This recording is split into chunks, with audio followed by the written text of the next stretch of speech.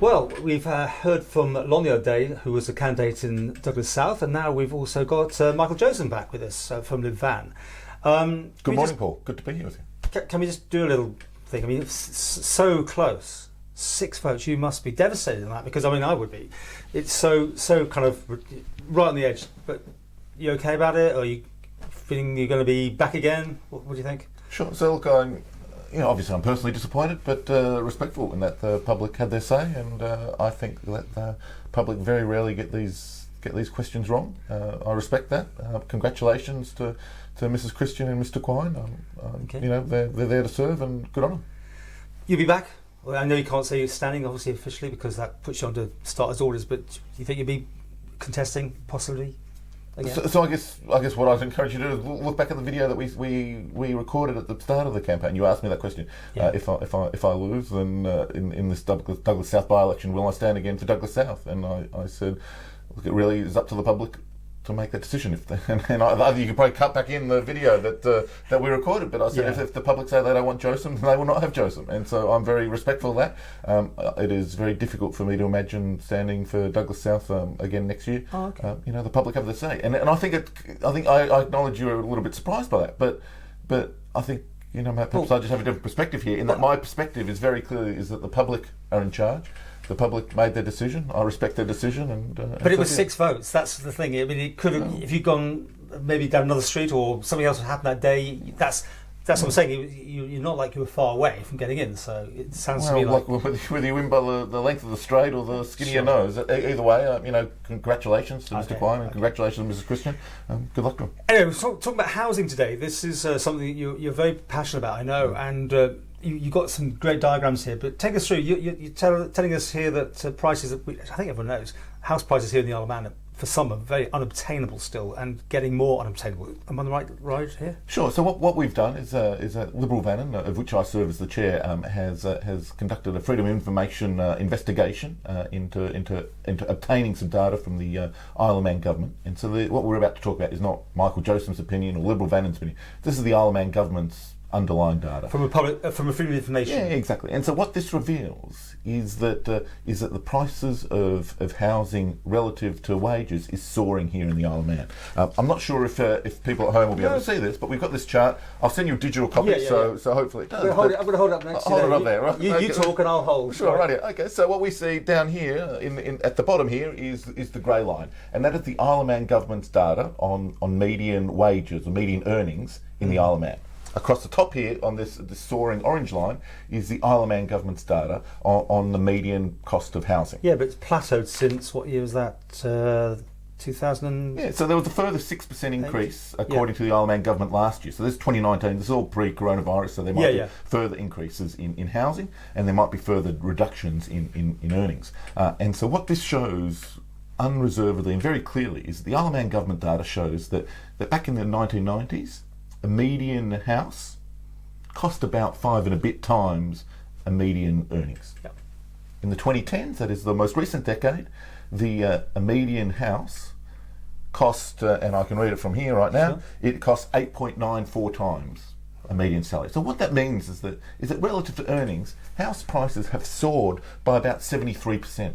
But they have plateaued for the last decade-ish, haven't they? Yeah, so what we see is that over the last decade, it's still at about this very high level. Yeah. Last year was a further 6% increase in house prices relative to wages. And we're hearing a lot from estate agents that there's been an interest since the lockdown. Yeah, right? Exactly. And so this is causing significant problems, for the Isle of Man economy. First of all, for many families, many households, the number one cost of living is the cost of housing. So that is rent and mortgage and so on. And so that sucks money out of the economy.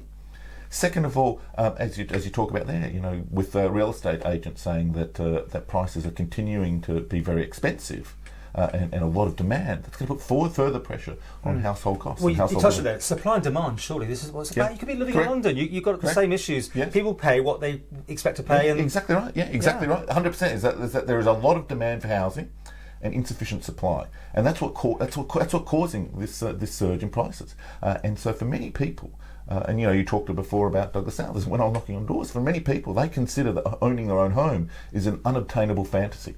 And it's a little bit sad, really, when you think about it. I've spoken to many people, and they want their community. They want to own their own home. They want to own their own house and build their own life. And so this is now an unattainable fantasy because of these prices just soaring so high. You want more houses built, right? Ultimately, yeah. So there's two ways to reduce the price, as we're talking about there. Yeah. You said that the prices are set by a function of supply and demand. Mm-hmm. And so there's two ways to fix this. One is you can reduce demand, which would make people want to let less people live on the Isle of Man, which of course we don't want to do. And then the other option is to increase the supply of housing. So things like Douglas Quay, things like in that sort of brownfield areas should be built up so we can build more houses. But the problem with what you're saying is, in my little view, just coming to my head, is that you build a brand new house, and the people who build those houses pitch the price of that property at the same level as everybody else's, at a very high level, right? I mean, that's why it's good to build houses here, I'm guessing, because there's a great potential to make some money on that sale. So they're not going to build new houses at lower prices, are they? They're going to go for obtain the highest possible return on that property, which just leaves us all up here anyway until you get presumably, as you say, a downturn, a diminishing population, something like that causes the supply to be much higher than demand. Yeah, so your view there and your explanation is partially right, and it's half the story, in that producing and building more, even if it's high-end housing, will increase the supply at that end. But what happens then is that people move into that housing from other housing. And it's sort of like a car, is that if you build a fancy new car, then what happens is that car gets into the market, and then the person who buys that car sells their used car. And the same thing happens in the housing market, in that creates movement, it creates additional supply. In that you and I know, as you said before, the only way to make housing more accessible for people on the Isle of Man is to either reduce demand, which obviously is a bad idea, or to increase supply. Well, I mean, I would say that the demand, that's why it's been plateaued, because the demand hasn't been there. The Isle of Man economy hasn't been as strong possibly, there hasn't been that intake of new residents. But another thing that people will be watching this will be that they'll be saying, I've got my own house. Thanks very much, Mr. Josem, because I'm relying on the prices to keep going up, and I can sell this at a profit, and we keep on the merry way because I'm on the property ladder. So for those people, they want to see a good, solid housing market, do they not? So they do to a certain extent, but this restriction on supply is entirely artificial, and so that creates the risk of a bubble. It's artificial. Well, you have an artificial restriction on how many houses are allowed to be produced. So we have various rules and regulations, and that's an entirely artificial restriction that is created arbitrarily by the government, by the community. And so that's everywhere, though. Surely you can't just go building houses left, right, and centre all the time. Otherwise, sure. Well, that's why it's a restriction. Like obviously, 88% of the Isle of Man is farmland, right? So there's no real limit here. There's no physical limit to building housing. The limit is entirely what we artificially and arbitrarily decide as a community. And so what I think the point there is that also a lot of people who might own their house are also conscious that they don't want their children to leave and to move away. And so one of the key drivers for people, for young family, whether it be in their 20s and 30s, to go across to the UK or elsewhere, is the very high cost of living here in the Isle of Man. And so that's really important. Have you got an answer to this? Because I remember there's a block of flats, a brand new block of flats put on the market. This is some time ago, right? And they went on and they were selling within seconds. Correct. So the same company who just built them, took them off the market, the rest of them, put them back on at twice the price. I mean, that's exactly, and that supply and demand. Exactly right. That shows you that story that you've told me is exactly the problem here. Is that there's such a huge demand, and that's why housing here relative to wages has gone by 73% over the last 20 years. Jersey have an open and closed market. I don't know if you're aware of that sort of thing. So the locals have their version, and then you've got open to everybody else. Do you see that as a potential solution then to this? So that's going to create additional rules and restrictions, and you can fiddle around with things like that at the margin. Yeah. But ultimately, as you said just before, the solution here is ultimately to build more houses. Right. And so that means you've got to get development in central Douglas. We've got all these brownfield sites in our town. It is a tragedy, when you walk off the steam packet off in the centre of town, that we have these sites that are literally hotels being dropped in the prom. We're still waiting for the cinema thing to that may or may not happen. There's so much potential, but for whatever reason, the developers haven't yet found it that much of an exciting proposition, maybe, to actually undertake it. Well, the developers want to go ahead and build it as soon as possible, but they have the right price.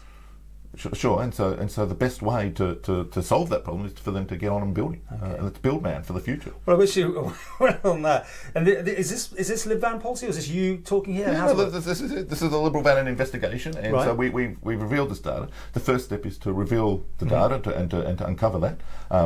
I think there's the question about why the government didn't proactively release this data themselves. In past years, they typically release information about April or May. Yes, they have their yearly figures. Their yearly housing report. And That's not public on their website today, Right. and so that's why we've got this Freedom of Information request. That's why we've investigated. That's why we've got the data, and now we can share it with you here today.